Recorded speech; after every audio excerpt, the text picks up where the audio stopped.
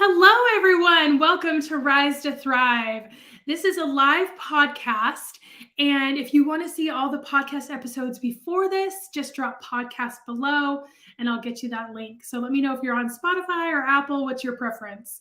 So I would also love to hear, how are things going in the area that you're living in? What's your weather like? We have beautiful fall in Texas. It's really nice. Our windows are open. Um, it's so nice and beautiful. So drop an emoji of how the weather is doing in your area as well.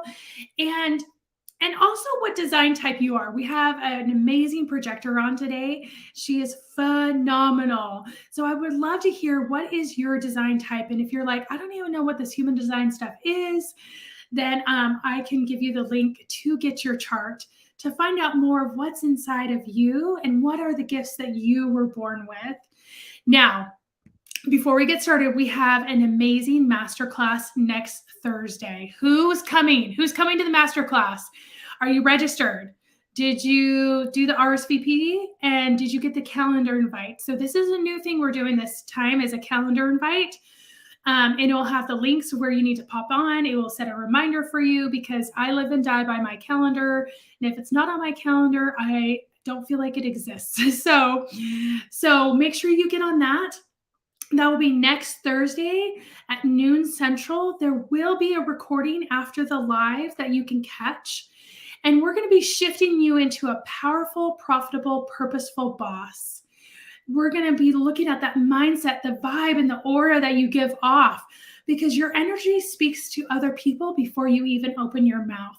All those deals and those programs have success because you're the 6 and 7 figure boss internally before it ever happens externally. So we're going to tap into that success, that part of your success. You're being that X factor next Thursday. Now, I have a special package that I've never offered with Become that I'm going to share next week, but just as a little preview, I'm doing this because Become is turning 1 year old. If you launching a program is like giving birth, and anybody give an amen to that. And it is a lot of work, and it's a lot of, oh, I hope everybody likes my baby, oh, I hope the baby turns out cute and is successful, just like our children, hey. And so I'm going to celebrate this. So I'm doing a package like I've never, ever done before. And so you get a huge gift for becoming a member of Become. Now, if you want to, I have 10 of these to give away before next week. So if you want in on that, drop Become below so that I can get you the link for that. And for my Become members, I also have something for you special. So drop Become as well. And I can jump on that as well. So through this live, I want you to look at these Me Too moments. That's why we look at our design chart as a moment of, oh yeah, I have that, or I want that. This is me too. This is how I feel too, right? And this is how we make real connections. So I want you to drop those Me Too moments in the comments throughout this chat as we get going.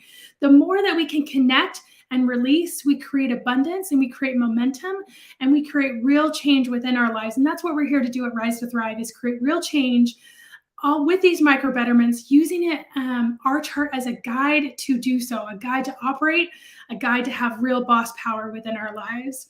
All right, you guys ready to get started? Okay, here we go. Welcome to Become. I'm Courtney Koenig, igniting your human design to become a powerful, profitable, purposeful boss of your business, your career, and your life. Human design is like an energetic chakra personality test. It is showcasing, just from your birth information, your place of birth, your date of birth, your time of birth, what gifts were you born with? What gifts were you born with? And so today I have a beautiful guest on, Gemma Sharp. She is a projector and she is a parenting coach. She supports parents with strong-willed children who are also highly sensitive and neurodiverse children. So all of those children that are really struggling with their emotions and how to show up and their confidence. and she navigates their daily struggles of parenting through positivity and useful tools that really help your children. Now, I'm going to introduce her for my own bio.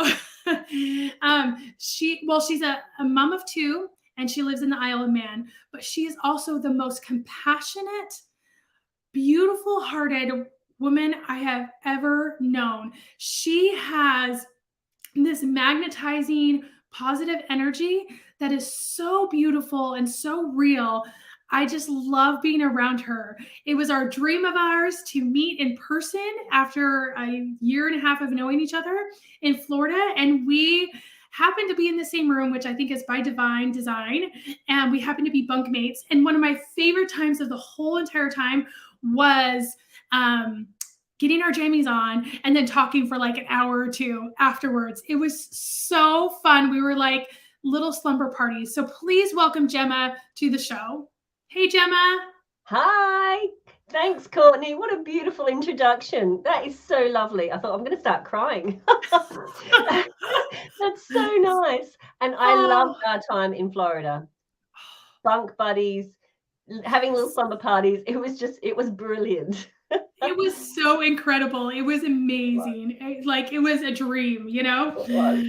Oh, well, thank you, Gemma, for being a part of the show today. I'm so excited we like to get to know our coaches before we roll into your chart. So I would love to hear, what is a favorite book or show that you're into lately? I am at the moment reading or listening to, because I don't really read a lot. You see, I've got loads of books, but they're all on Audible as well. I have this compulsion where I have to listen to the book, but also buy it as well. So I've got like thousands of books everywhere. And then I highlight in the book the things that I want to remember. But this is a UK lady. She's a psychologist, something like that. Therapist. Yes. Julie, and she is amazing. So I'm listening to her at the moment, and it is so good, this book. Just a bit of a shout out to Dr. Julie. She's brilliant on Instagram. I really would recommend her. She does reels all the time that are so great for people that are struggling with their mental health or anxiety, which is, you know, something that I'm really into. So yeah, she's really good. She is good. Maybe I found out about her through you, but I got on her Instagram and it's just beautiful. Her reels are great. It's very like actual useful tools, like in 30 to 60 seconds, you know? Yeah. It's awesome. Yeah. So I bet her book is so good. I need to get on that and read her book. It's really good. Really, really good. But I love her reels too, because I'm a very visual learner. So if you're a visual learner, she does a lot of different things to show you about emotions and all the rest of it. She's fantastic. So I'm really loving her book at the moment. That's the one thing that I'm listening to all the time. I think it's 6 hours long, so it's a good chunk of time to listen to her. Yes. Oh, that's awesome. Okay, so you're very well traveled, but what is your favorite place you love traveling to? Anywhere that has a beach. I am just a beach lover. I love the beach. So maybe it's from coming from Australia, I don't know, but I'm very lucky to live on the Isle of Man, where it's quite a small island and I can see the sea in a distance, and my eyesight's not great. If I've got my glasses on, I can see a lot better, but I can see the sea from our house. And to me, actually, my dream is to have a house on the beach where I can just sit there with a cup of coffee and look at the sea all the time. I find it so relaxing and calming. So I don't mind, as long as it's warm, and yet I live in a cold place. As long as it's warm and it's got a beach, I'm good to go. So there's so many places. Oh, that's my happy place too, a beach. And when we were in Destin, Florida, that's where we love to do. It's just like people are like, let's go out, and we're like, we're just gonna sit on the porch or the beach and just watch. That's all we need in life. Yeah, exactly. Yes. That's all we did. Everybody else was out going for dinner, and that we were like, no, takeaway in, pajamas on, watching the waves roll in. Brilliant. That is my kind of party. Yes, it is. And it always is so fulfilling. I love it so much. It's just something renewing about it. I think so much times I'm like, oh, we could go to the mountains, and I love the mountains, but there's something about water that is so grounding and renewing. So, So I am excited to dive into your chart today. I'm excited to share the gifts that you were born with. So oftentimes in human design, we look at our chart and we're like, what is all this stuff, right? But what I do that with human design is so special is I'm like, it's a useful tool, and here's what we're going to do about it. Here is the gift that you were born with, and here's the action behind how you're going to develop that gift. And that's what it is. It's like oftentimes we do things and we're like, oh, that's really special that I do that. But the more that we realize how special that is, how unique and how beautiful it is, that gift develops even more. The more attention that we put towards it, just like any abundance principle, it becomes bigger, So our intention is everything. And so we set the intention with human design that we were born with gifts, and we take out that brain thinking that, well, I'm not sure if you were really born with this, because our brain cannot go against facts, right? And you probably see this a lot too, Our brain will adapt facts very quickly. And the fact is, we were born at a certain time, in this place, in this on this date. And so the brain's like, well, I guess you have it, So with other personality tests, and not that this is totally a personality test, but we can kind of see the threads. Other personality tests, we see that people are like, oh, well, it says that I am a connector, but I just don't feel that way. And so the brain's like, yeah, you're not. I'm so sorry, So it's just so nice just to have that adaptability kick to the curb. We don't have to worry about that. So now when we're learning about human design type, we always start with our type. And that's the biggest wins that we can have initially. And then we kind of drill it down. So we're going to be doing that today and drilling down some other beautiful things in your chart. So you are a projector, and your gift is guiding others to see the best that they can be. You shine a light for them. You are meant to guide and mentor others, that you're meant to do that. You're born to do that. You have this bird's eye view of how things can be accomplished.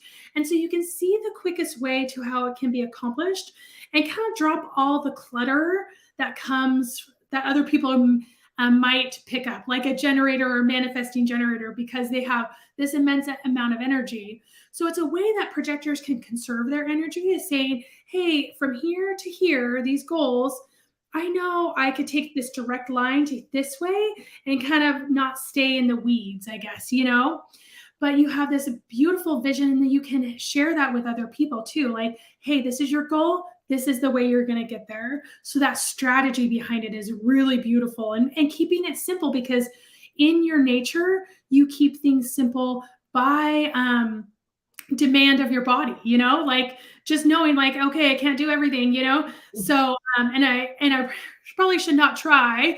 So unless I have a team surrounding me, unless I have all that support surrounding me. But you lead by using systems, and your team carries out your vision, and whatever your team looks like, your staff carries that out. But also I look at projectors too, and I'm like, look at your personal support. Who do you have on your side for your personal support? Your family, mentors, coaches of your own, to help you progress in that way as well. But you operate best when you have that rest scheduled through the day. And that, again, is very counterintuitive to the business world. It's like, you don't eat lunch. You don't move from your desk. You have to work at a desk. I mean, I hardly work at my desk. I work on the couch, at the kitchen table. I try not to take it in my bedroom, but so like just things like that, So now, have you always loved guiding and mentoring others throughout your life? Do you know, that was so interesting when I found out about that. When you read my chart, I was like, oh my word. And I didn't think I did. And yet I wanted to be a primary school teacher from very young. And I didn't fulfill that.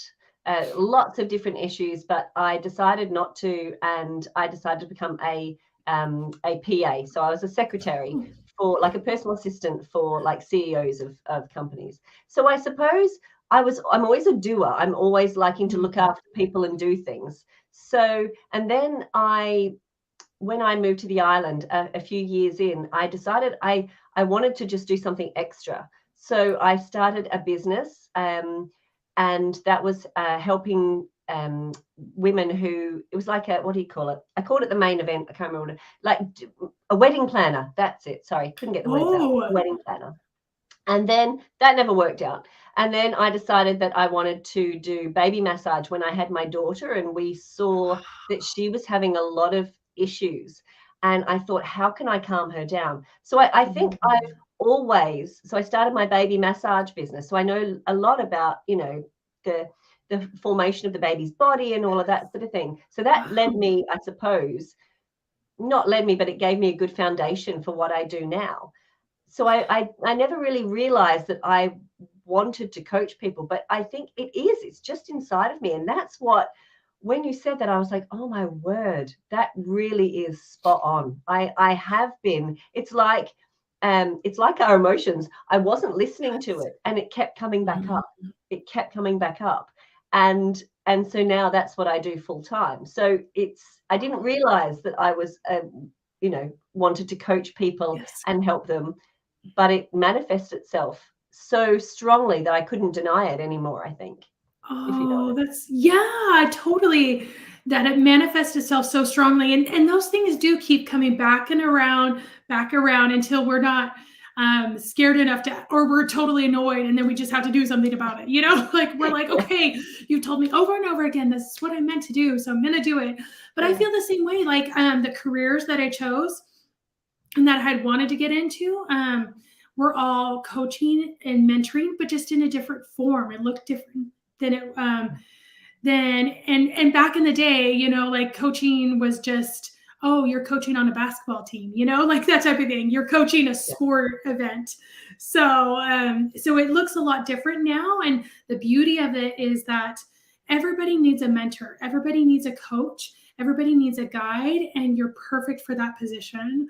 So also on your chart, as a projector, there's this strategy, and strategy is how you make things happen, right? And everybody has a different way of making things happen. And the more aligned we are with that way of making things happen, the more that things will be magnetized towards us. We'll just see things fall into motion. It will just all kind of come together, and it'll feel easy. So think about like swimming downstream versus trying to swim upstream, right? It's just such a different feel. And like swimming upstream, we're like, we're doing so much work and we're moving like an inch, But when we swim downstream, when we swim in alignment with how we make things happen, everything just comes towards us, and it has this beautiful energy surrounding us as well, and that energy again can be felt by people and interactions all the time with us. So your is being invited. Now, yes. At first when I learned about this, I was like, this is not what the business world teaches us to do.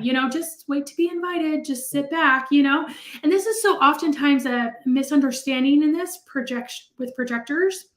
Is you're in charge of curating invitations. You're in charge of living your design, which is curating invitations.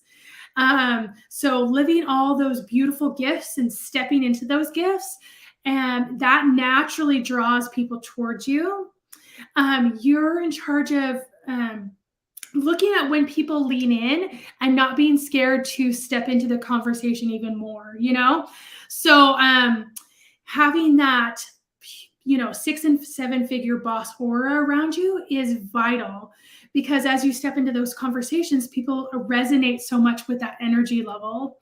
And really it comes down to recognizing yourself, recognizing how amazing you are, what you have built, what you have done, and promoting yourself. We talk a lot about promoting ourselves on social media or in different spaces, but it's really curating like a schedule of promotion, saying, hey, these are my client feedbacks that I've gotten.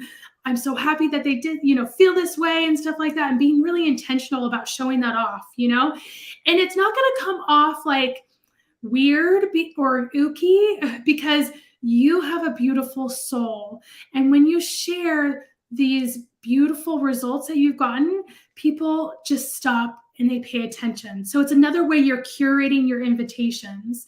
You're curating people to lean in. That's all it is they're just leaning in more, you know? Yeah. And so it comes down to networking like crazy, building relationships and collaborations. That's a real funnel system of this wait to be invited situation. So you've built from scratch an international coaching program, and you have in person as well as an online community, which I think is remarkable. I don't even know how you do that. That is so amazing. I could just focus on one. I'm like, I cannot meet with any people in person. That's like too much, you know? Like I can't do both, you know, but you do both, and it's so beautiful. How have you built those relationships? How have you been intentional about building those communities? Well, it's quite strange, really, because Yeah. I'm I'm an introvert, but an extrovert, if you know what I mean. So Totally. I'm very introverted, and yet when I'm in a social situation, I have a lot of social anxiety, and I then go into being someone else mode, and I'll project this, to everybody, and I'll be out there and people go, oh wow, she's really confident and everything, and inside I'm literally dying. I'm like, oh my goodness, this is this is so Yes. for me to actually do in person Yeah. was in the beginning a big struggle, and yet I knew that if I was going to launch a program for children, that I needed to do it in person. um, I've now created, like you said, an online version, but I in the beginning I thought, no, I'm going to do it in person.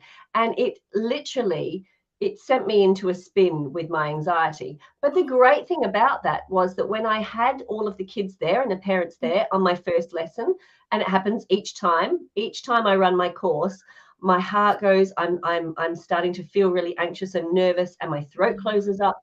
And I just say to them, look, everybody, I am feeling really nervous and anxious about this because I find it difficult meeting new people. I love meeting new people, but I also find it really challenging. So we're all in the same boat. You're sitting there, you don't know me, and you're probably feeling exactly the same. We're all in this together. Now, I promise you, by the end of the session, we'll all feel a lot more comfortable. So I really had to push myself to do that. And then I thought, I live on a small island with only about 80,000 people. That's our population. So it's pretty Wow. small. And I thought, what my program is to me is so beneficial for parents and children that I thought I need to take it to the wider community. So Yes. I developed it online, and it's great. I mean, I love the fact I'm also now developing one that I do via Zoom for teens. So I'm sort of hitting all these different things, in person, online, which are recorded videos, and then the Zoom as well. But it just all seems to fit together. And although I have a lot of anxiety, I'm actually quite confident on camera. I don't mind being on camera and talking, I suppose, because I'm in the comfort of my own home. So it makes me feel a lot better. So the fact that I've been able to build that, to me, is massive, because of how I worry about things. And yet, when you told me about asking for the invitation, this Yeah. was so key to me, because Mm. I never felt comfortable necessarily promoting myself and asking. And that's, like you say, that's how we're taught a lot of business things. You go out, you ask for the sale, you do this. It never felt comfortable to me. And when I found out that I was supposed to wait for the invitation, I help, I put the message out there, I offer them a solution, but then I just wait for them to invite me. It took so much pressure off. It's amazing. Do you know what I mean? Because now I think, Yes. no, it didn't feel energetically right, and this is why. So I can really comfortably sit back and wait for someone to invite me, and then I Oh. can do it and feel more energetically aligned to it. So that blew my mind. Oh, that's so beautiful. And that's how I felt too. I was like, you're supposed to go out there, ask for the sale, get it, but this approach is so much about community and seeing the person and having that relationship. And I noticed I was always so heavily invested in people and relationship building. So that was part of it too. I was like, well, I don't want to be like, would you like to buy this? That type of thing. Yeah. But it was like curating conversations. And I was like, oh, I can curate conversations. I'm good at that, Yeah. and I'm good at supporting people, and where they want to go, And so it was almost like this freedom, this weight lifted off Yeah. of me. Like, I don't have to do it like it's been said or told or whatever, Yeah, exactly. It is. It's like a weight being lifted. I suddenly think, oh my goodness, it's okay to be like that. That's what I love about human design, is it gives me permission to be myself, which for so much of my life, I have not given myself that permission. I have tried to be different for every situation, and actually to be able to sit back and go, no, that's okay. And a lot of the people that a lot of my friends and things, a lot of the time would say to me, oh, you're so emotional, and or like my mum would say that a lot when I was a kid. And so I felt bad about that. I'm sure they didn't mean to make me feel bad. That was me. But now that I know that I'm a projector and I soak up everybody else's energy, I'm like, yes, at last I get it. That's okay. That's me. It's almost like giving you permission to be yourself. That's what I love about it. Oh, yeah, that permission, that validation, Yes. Yeah. And it takes so much work to try and be someone else, and it takes so little effort to be ourselves, It really does. It's such a better way. On your chart, you have a profile, and it's this 5-1, and it's this challenge solver. So this is another piece that we really want to lean into a lot, okay? And so the 5-1, also the 5, having a number 5 first, is greater than 1, 2, and 3, of course, But just so you know, 4, 5, and 6 are all outward projecting people involved personalities. So if it starts that way, you are outward first and then you go inward. Okay. So that's just kind of a nice flow of how to look at yourself. But so the number 5 is, and this is the outward, is the liberator. You have this save the day energy. You're naturally outgoing. People can sense that you can help them, and they're drawn towards that. It's like, again, this energy exchange, right? We talk about these soul contracts. They're already going out there. So people can see, oh yeah, she can help me. I can feel that, whatever you focus on, you improve. So whether that's people, projects, whatever you want to, and it depends on you using your emotional inner authority to guide you through that.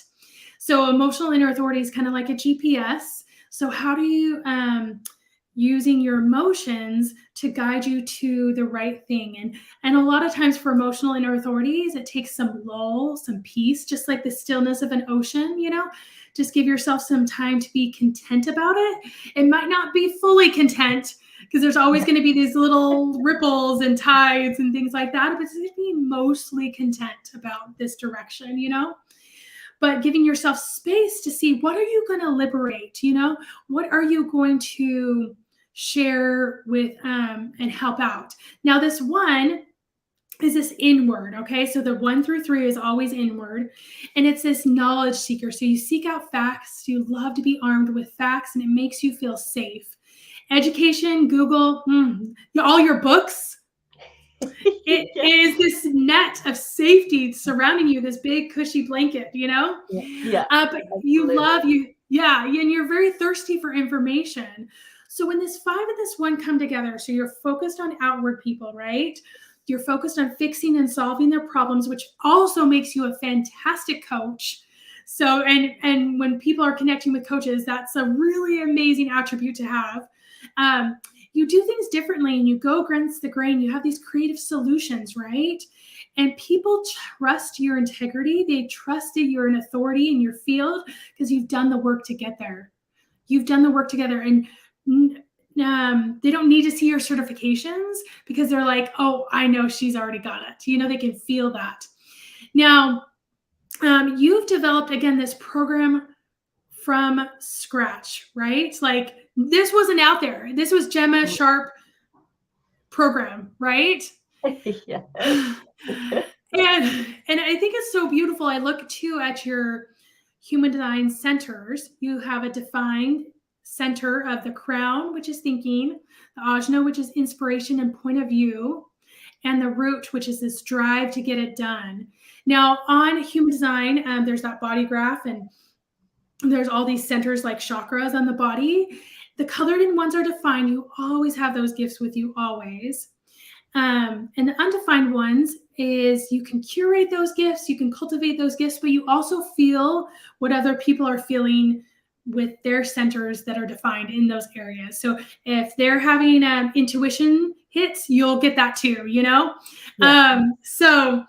But you've helped families all over the world to help their children. How does this feel to seeing a child's success, seeing all your information like put into this beautiful program, helping families? How does this feel? Because you're really doing what your design says, you know? Yeah. I mean, it is. I can't really explain just how much it means to me to have the kids come to the end of the course and say, "Oh, we don't want it to end," or or I get messages from the parents saying they're a totally different child. I had this beautiful message from one mum. Her daughter came. She was 11, and she was in year 6, and she was going up to high school. And she said she doesn't have the confidence. She's nervous about everything. She has a lot of anxiety. And she did the 6-week course, and the mum was very quiet, and the girl was quite quiet as well. But you could see she was taking it all in. And then I got a message from the mum. We have something over here called the Guild, where people perform different things. And she was a harpist. And she sent me a message saying, "I just wanted to send you a video of her on stage." She said it's like a different child. She didn't have any nerves. She went up there. She played beautifully. She got second in her class. And she said, "Thank you." It was just like it's seeing a different child. That to me it's just the most amazing thing when I get feedback from others. It absolutely fills me up, because I know, having a neurodiverse, strong-willed, gorgeous child, how difficult parenting them can be. And to be able to create something that helps others parent more positively, but to have a happier home is just, I mean, it's the most amazing thing. So if anybody comes back to me with their great comments, it fills me up to no end. And that's the reminder that you're on the right course. All the doubts that you have when you're trying to create something and you're thinking, is it going to work? Is it not going to work? It all goes when you get that testimonial that says, this has really helped our family. And that's just the absolute biggest thing for me. I won't stop, because I know it helps. And the feedback that I get just fills me up so much. It's like, yes, that's amazing, because we all know how difficult it is. I know, I giving me chills. Yeah. About it. So and I know exactly what you're talking about. Like, and because I have a couple neurodiverse kids, and my other kids, I mean, it's hard not to have anxiety during this time of childhood and teenagers, and it has been so hard for our family to get through that and to continue to support the child in the way that they need to be supported, and not have just different expectations and landing things correctly and stuff. So it's beautiful. So on your chart, I wanted to point out this gate. It's gate 3. It's a gate of innovation. And this gate is seeing that there is something that is not optimal, but could be optimal. They're seeing a betterment that can be made through whatever you put your focus on. So the status quo, you're like, we're going to break through that. We don't care. We're going to go to the next edges of that. It's really beautiful. Then you have this other gate, gate 26. It's tailoring your message of the heart. So the right way to communicate something so that people will land with it as well. So they'll really get it, and not only when you teach, but also when you are selling. You have this gate that says, yeah, This is salesmanship at its best because you tap into the person's needs. You look at what you can do to the innovative program that you've created, and you know it fills your need. I mean, you just even spoke that, when we're sharing, like, those families' lives are changing forever. That's innately within you. And then you also have the channel. Now, a channel is like a gate. It gives us layers and flavors of our personality and gifts that we can lean into even more. So this gate is sensing people's needs in this altruistic way of wanting to help them. So really being sensitive towards their needs, being a champion of people and their higher betterment that they can get to. And I always tell this to people too, like, I don't memorize the chart. I mean, I know my types, I know my profiles, those the higher level ones, but all the intricacies of layers. So I look at a chart and I'm like, just tell me what needs to be spoken today, Yeah. and these are the ones that needed to be shared. So how have you seen this being able to champion people, to really, like, land with your messages, but also to be sensitive towards their needs, helped expand your global business? So, I mean, like I said, I'm a very visual learner. So I love doing things that are visual. I think it helps so many of us when we to really understand things. When there's an analogy there, I'm a huge one for analogies. So I love incorporating that. I think that really helps. It helps me and it helps others. And so I feel that when I do that, it opens up their mind to other things, and then they start to question and they start to think about this and that. So I find that really opens things up so much more. So you're giving them a little bit, and then it's opening up their mind to think about other things as well, and to increase their knowledge and their curiosity, because that's a huge thing to me, is being curious about things rather than just taking things on face value and going, it's just the way I am, that's it.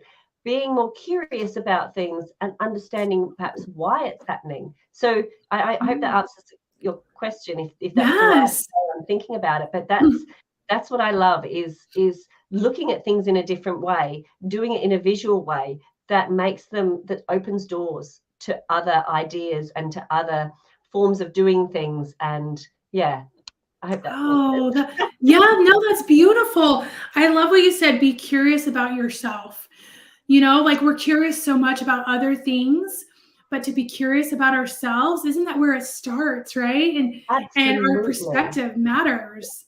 Yeah, definitely. I think we don't look at ourselves enough. We often shy away from looking at ourselves, and in actual fact, when we can start looking at ourselves more, it changes everything in life. I do think that, when we get to my age, you hit the middle years, and so many people go through, the midlife crisis, going out and buying the red, typical red Ferrari, and buying shoes and doing all of this. And we look for external things to fill that need, that disruption that we're feeling. And yet, if we were actually just curious about that and started looking internally more, we would see that it's something that we need to fulfill inside of us rather than outside. And that's huge. That's how human design has helped me so much as well, is understanding myself more. So I go, that's why I'm doing that. That's okay. It's like turning a light bulb on. All right, that's okay, I'm doing that. Or, I'm doing this because of that. All right, so what do I need to do to combat it if it's something that's not so great? Yes. Those light bulb moments, but like shining the light inside, and just looking at what's internal and not being scared, because there are beautiful gifts. I have read hundreds of charts, and every chart is gorgeous, which means every person is gorgeous. They all bring these beautiful gifts to the table, and when it's done their way, it's just magnetized even more. So I wanted to share one more gift that really stood out to me, and this is your gate 32. It's attached to your intuition, and you have a nose for success. You can tell if something's going to work out. You can just sense it. You can feel also the steps that need to be taken for success. So it's almost like this internalized roadmap of, well, I know what success is. I know, have a nose for what it takes to get there. And so you can accomplish that because you're almost mapping it out on your own, and in collaboration with what you do. So it's so beautiful. But also on the flip side, that can a lot of times that fear of failure can step in, that fear of like, well, I know what success is, and so far I don't feel like I'm on the map, but yeah. Yeah. But how, and I feel like this, this happens at all stages of our life. I remember as a child being really nervous and fearful about different things in my teens and 20s and 30s and 40s. There's always something. Yeah. But how do you help your clients to manage this fear of failure? I think, to me, fear of failure comes from worrying about not being good enough, not meeting the mark, not hitting the mark, not comparing ourselves to everybody else. And to me, it comes back to really starting to look internally, to love ourselves, to have building our self-worth, our self-compassion for ourselves, which in turn is going to build our confidence, which is going to help us have more less fear of failure and to push ourselves more. But it starts with building our self-worth and our self-confidence. That, to me, that is the absolute key. When we start feeling better about ourselves, we stop comparing ourselves to everybody else around us on social media and all the rest of it, and we start to live in our true qualities and think, no, actually, I'm good enough myself. Then you'll have more of that confidence to go out and do things. If you're really confident at something, you won't have that fear. You'll say, no, I know exactly. It can be anything. I know exactly how to bake this cake. You don't go in going, oh, I don't know. What if I weigh it out, incorrectly or whatever? No, if you're a baker, that the cake's going to be fine. It's having that self-belief and then building that throughout everything. Because when we have fear of failure, worrying about things, anxiety, worrying about the future, it's all because we don't feel in control, and we want to be in control, and we don't think that we have the skills in order to meet that mark. And I see so many kids on my course that come in and the parents say they're so worried about failing that they won't even try, So it's building that confidence within themselves. It's always comes back to yourself, delving inside rather than looking for outside validation or whatever, or coping mechanisms that are outside of ourselves. When we really start to come back and delve into ourselves internally, that is where all the solutions are. They are all inside of us. It's just delving in there and trying to find it. And sometimes it takes a lot of work. Yes. I know, because I've been doing it. It does take a lot of work, but it's the best work possible. I tell my kids too, like, we're very pro coaching and therapy and going to the gym and, doing those type of things. And I was like, that is the best money that you can spend. The best time that you can spend is pouring into yourself, because everybody wins after that. You show up differently. You are magic when you pour into yourself, and when you don't, you can feel it, and things shift and change. So this has been so beautiful, Gemma. Thank you so much. Thank you so much. I loved it. This has been great. Oh, I love it. Where can people connect with you? I know you just did a masterclass, and they can still jump on, right? They can, yep. So I've just finished the day 3 of the masterclass today. It was called Stopping the Anxiety Spiral, Life-Changing Tools for the Anxious Parent and Child.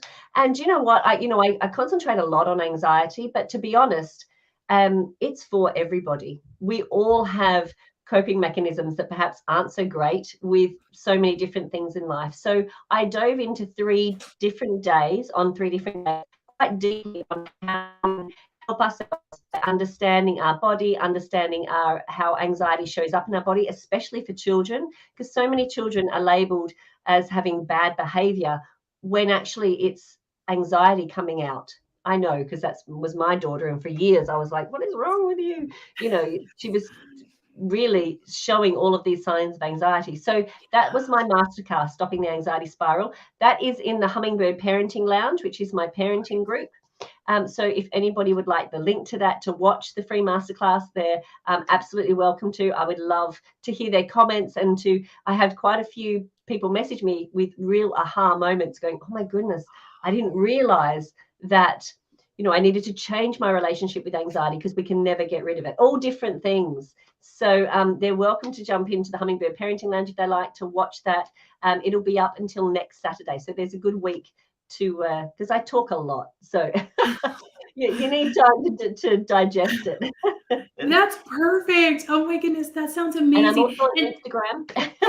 Yes, so you're on you're on Instagram and Facebook, so they can message you there as well. Yes, exactly. Yeah.